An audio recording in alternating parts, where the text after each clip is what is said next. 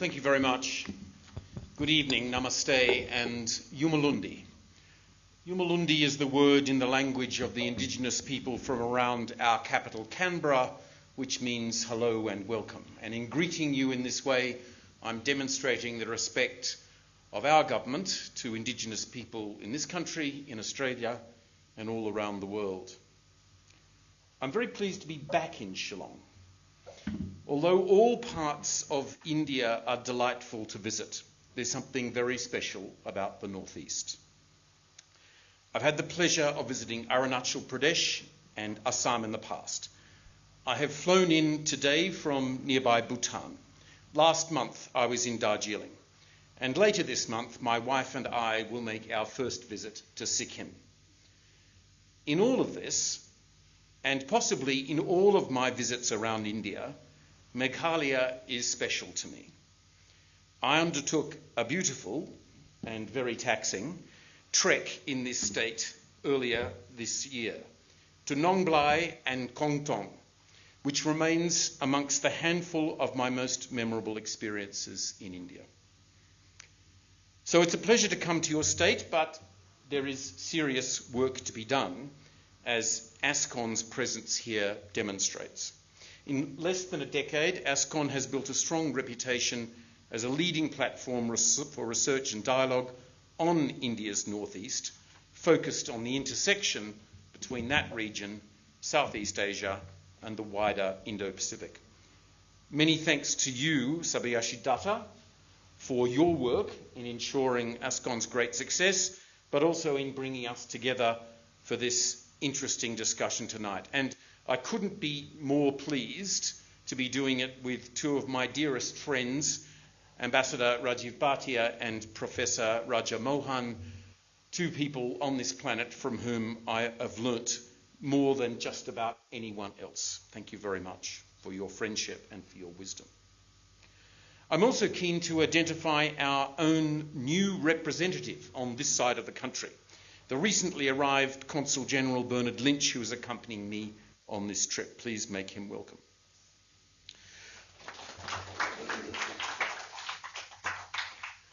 Before I get into Australia's interests in India's northeast and the Bay of Bengal, I want to set the scene on Australia and India's partnership. That relationship has never been more consequential for us, and it has never been in such good shape. It is clearly, as Rajiv said, at the highest point that our relationship has ever reached. It's worth recording too that amongst all of our big partnerships, there is none that has developed so quickly as our relationship with India has over the last 5 to 10 years. There's a lot of reasons why that's happened, but let me identify 3 key drivers. First, our increasing strategic alignment. There is convergence in our security interests and actions. We find ourselves in an Indo-Pacific that is full of challenge and risk. As two nations that prioritise the maintenance of a rule-based order and have the heft with our partners to help ensure that is maintained, our interests are converging as never before. We are doing more together with our militaries, our foreign services and our intelligence services, whether bilaterally or through the Quad. And the language that we use to describe each other has also changed. For Australia, India is identified in our national defence strategy as one of our few top-tier defence and security partners. Just to add one numeric to what that means in practice, we've tripled the number of military exercises that we do with each other over the last decade. Second, we enjoy very high levels of economic complementarity. India is the fastest growing large economy in the world, so there can hardly be any economic unit on the planet that isn't taking notice of India's growth. But for Australia, it's special, since the key products we produce, energy, minerals and metals, and high-quality education services, are amongst the inputs that India needs for the next phase of its economic growth. Add to that underlying complementarity the very significant effort that the Australian government has put into the economic relationship in recent years, we've invested more than $250 million in new funding over that period, opening a new consulate, funding trade delegations, events and publications to draw attention to the corridor between Australia and India. And then there is our first phase free trade agreement, ECTA, struck 4 years ago, India's first free trade agreement with an OECD country. Together, these dynamics are having a remarkable impact on our trade. Let me identify that in just one powerful statistic. India's exports to the world have grown by 40% over the last 5 years. That sounds good. But over that same 5-year period, India's exports to Australia have grown by 200%. Put simply, India is benefiting from trade with Australia 5 times faster than it is with the rest of the world. I could identify similar statistics about how Australia is benefiting, but for the sake of brevity, let's just conclude that economic complementarity and the effects of our governments are a major tailwind for our economies. And third, the living bridge that connects us has never been more important or more vibrant. There are now more than 1 million people of Indian origin in Australia.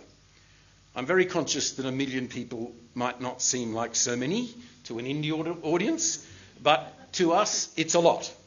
It's roughly 4% of our population, and it is our fastest growing community. The Indian community is making a big contribution to our multicultural society. Let me give you a sense of that from the data of the Australian census statistics. Our census results tell us that people of Indian origin are twice as likely to hold a master's or further degree than others in our community. They tell us that Indian Australians are 1.5 times more likely to open their own business. And they tell us that Indian Australians are 1.6 times more likely to engage in community activities than other Australians, cultural, philanthropic or sporting. And there is one final, ultra-compelling proof point of the Indian community's engagement with Australia. Of the top 3 surnames that occur amongst all those registered to play cricket in Australia, 2 of them will be very familiar to you, Singh and Patel. Let me now turn to the geostrategic picture. We live in a world that has become sharper and more contested. Superpower tension is a persistent feature of the landscape. The rules-based order is under unforeseen pressure. Strategic risks are compounding in every region of the world, with norms against the use of force weakening. And coercion is an increasing feature of the way we live. While all eyes are currently on the Middle East, these trends are powerfully felt in the Indo-Pacific. That's the region where the world's future is being shaped, and it's where Australia and India have the most on the line, and it's where we can have the most effect. As middle powers, or in India's case, as a leading global power, we have a responsibility to build the region we want. A region in balance, a region where no country dominates and no country is dominated, where all countries can make sovereign choices. As we face these challenges, Australia sees India as a natural partner in the Indo-Pacific.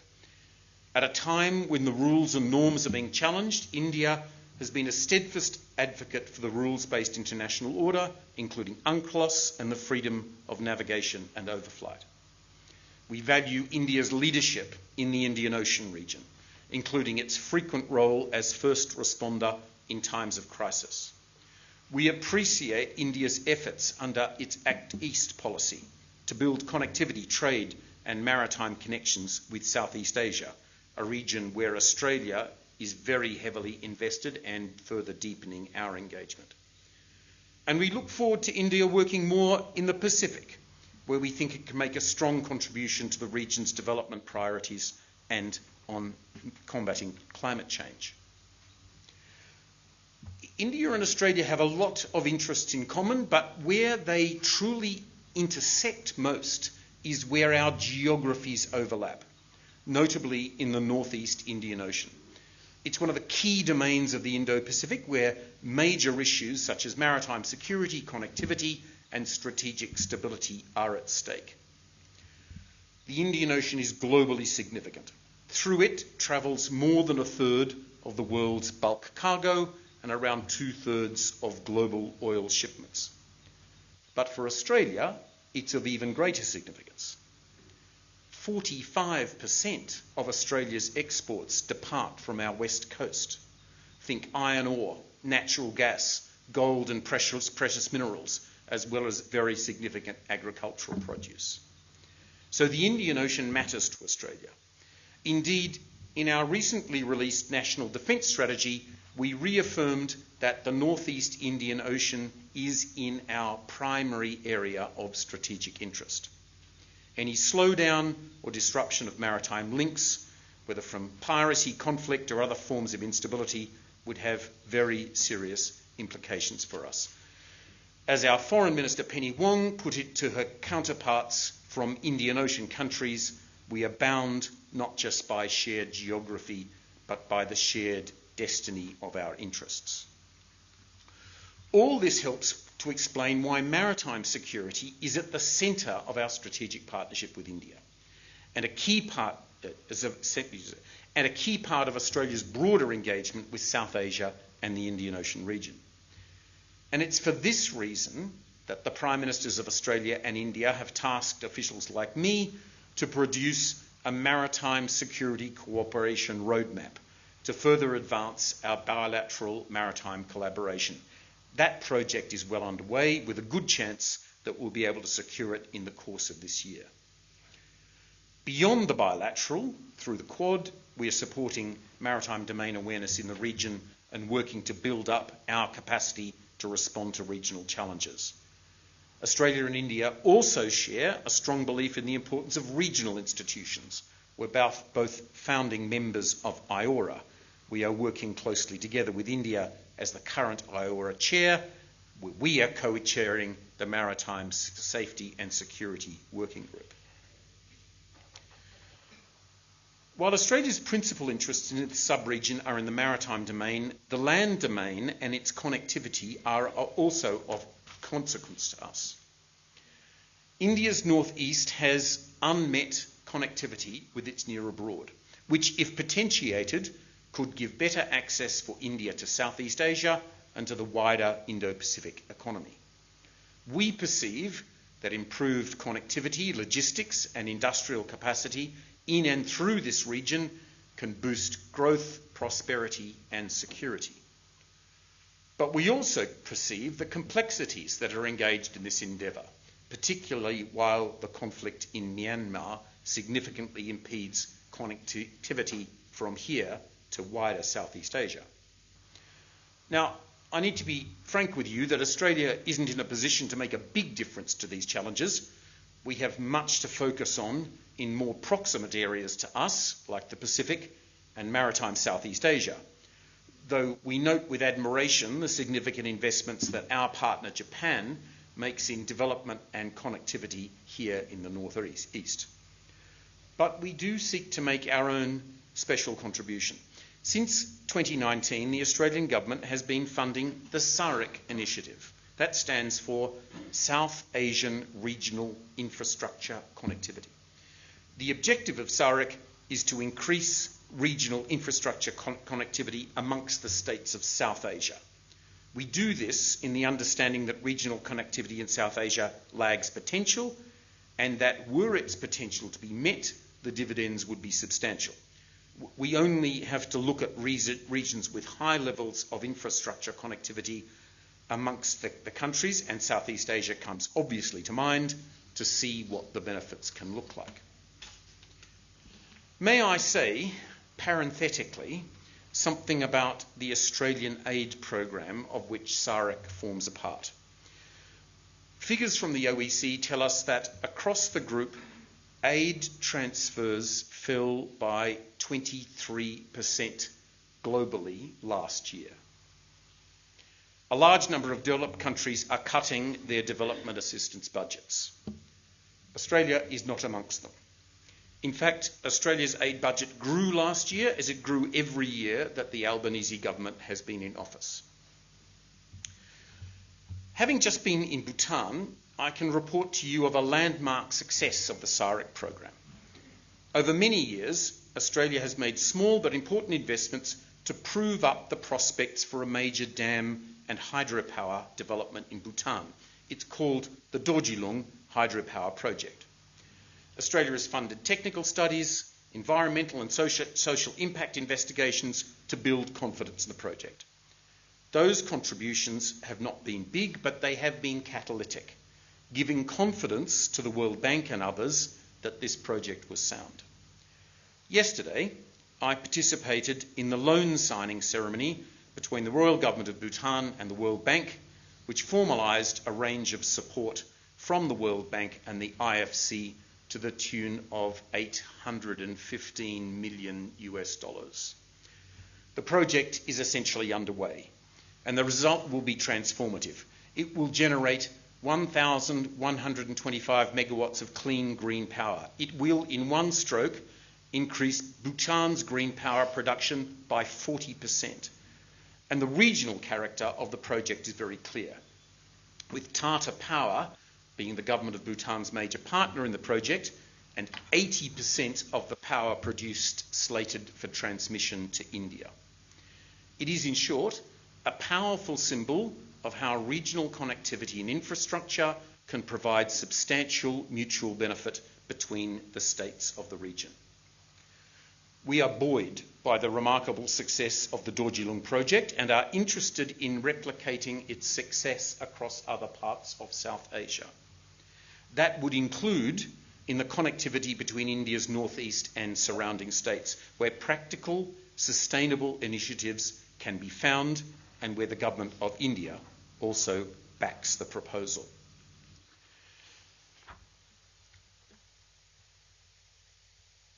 So, how do we draw together an Australian perception of the northeast and the wider Indo-Pacific? First, we should acknowledge that we are facing a region and a world that brings more challenges than ever. The Indo-Pacific is the key geography for us, but within it, the Pacific and Southeast Asia are our primary fields of concern. There is much to occupy our policymakers in those fields, as well as the flare-ups further abroad, notably in Gaza and Iran, that demand our attention. But our bandwidth can and does extend to India's northeast and to the Bay of Bengal. Most notably, Australia's key interests are engaged in the northeast Indian Ocean, and our increasingly valuable partnership with India is being framed as a major point of focus. The forthcoming Maritime Security Cooperation Roadmap will play a large role in charting the next phase of that effort. And beyond the maritime domain, our SAREC initiative provides us with a useful point of engagement with all of India's geographies that connect with its neighbourhood. Beyond these initiatives, I should, of course, mention the regular engagement that our Consul General in Kolkata is able to make in this region. With a new Consul General, one of our most experienced diplomats, just returned from serving as Ambassador to Jordan, who has modestly more resources under his control, we can expect to see at least current levels of effort maintained. He will certainly have my support if he feels he is able to devote more effort to this consequential part of India. And the fact that India's northeast economic growth is so strong, I'm told that Meghalaya's growth was just shy of 10% per annum in the most recent statistics, provides some prospects for him and his Austrade team to delve into. So, in conclusion, without claiming to offer any particular ways in which Australia's attention might further engage this sub-region, allow me to offer just a few personal thoughts. First, it's worth recording that the Gulf crisis has made people across the region and the world think about different geographic alignments and possible different energy flows. It strikes me that India's east and northeast will need more energy if the sub-region's growth prospects are to be fulfilled. That will include natural gas. a commodity that Australia exports the third largest volume of globally. Traditionally, India has sought LNG from the Gulf, while Australia has focused on Northeast Asian markets. That has served us both well. But a quick look at the map shows that Australia's major LNG fields are in the northwest of our continent, adjacent across the Indian Ocean from India's east. Might it suit India in the future to secure supplies of gas whose transit doesn't involve major geostrategic choke points? And if India was to look at making greener steel with its huge stocks of iron ore in its east, might it use Australian gas rather than coal to achieve that? Second, in a very different field, Australia is putting an indigenous lens on its diplomacy. We have been doing more with India's tribal groups, including connecting with Australia's First Nations. This has mostly been in the space of art, fashion and business, and included bringing Australia's premier Songlines exhibition to Delhi this year. Given the large number of Indians of tribal background in the northeast, can we see a basis for a greater exchange in this field? For example, would it be appropriate for an Australian First Nations artist to perform at the Hornbill Festival in future? Third, Australian institutions are responding very actively to Prime Minister Modi's call for foreign universities to open branch campuses in India. In fact, the first 2 campuses set up by foreign universities from anywhere in the world came from Australia. And another 5 Australian universities have sought and received University Grants Commission approval to open campuses from Chennai to Gurugram. The appetite amongst Australian universities for engagement with India, be that a campus or articulated degrees or joint programs, is far from slaked. Might this city of Shillong, well known for its admirable history in education, be a venue for more Australian university interaction in the future? Ladies and gentlemen, it's been a pleasure for me, our Consul General and our teams to join you this evening in Shillong, and I look forward to the interaction which is to follow. Your sub-region engages our interests as we pursue a wider journey between India and Australia, and I trust that we have been able to give you some points of reflection and perhaps inspire some thoughts from you on how Australia might engage even more with India's northeast and the Bay of Bengal. Thank you.